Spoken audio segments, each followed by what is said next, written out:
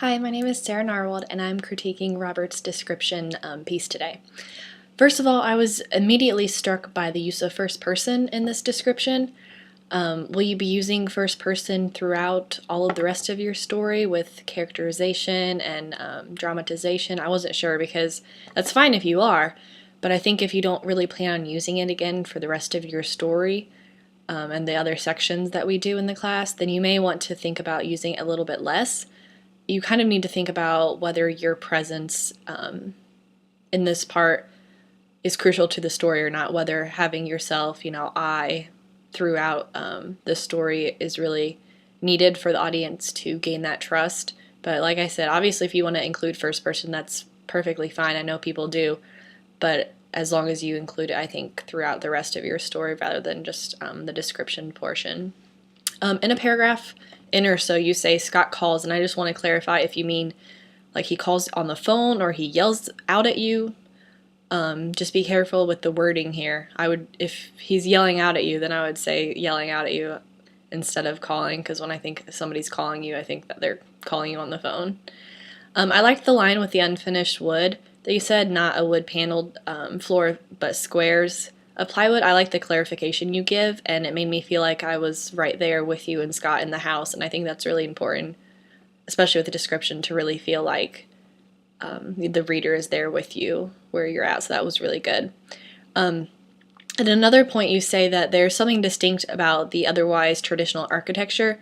The style is elegant, chic at times, but somehow off. What do you mean by somehow off? It kind of sounds more like a personal opinion, so I think that you need to clarify that a little bit more and make that more clear.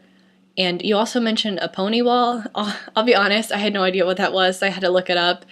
And if I didn't know what it was, then other readers might not know what it is also, so you may want to think about using a different word choice to say that, just so people don't have to look it up if they're not sure what it is, because like I said, I had no idea.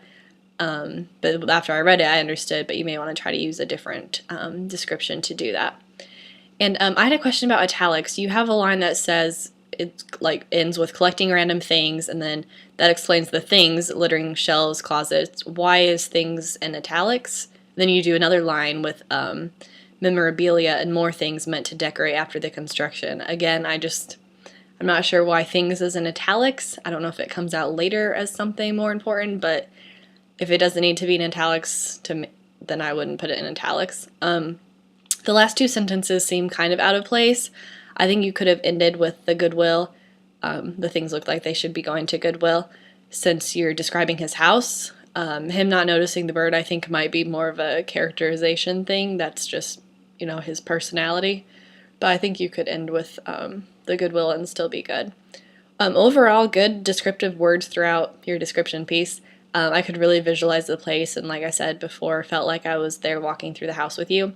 I would just try to clarify some things and answer the questions I had, because if I have a question about it, chances are other people who are reading your work will also have questions at those points in the story. But a great job, and I'm looking forward to reading your next piece on characterization in a couple weeks. So thanks.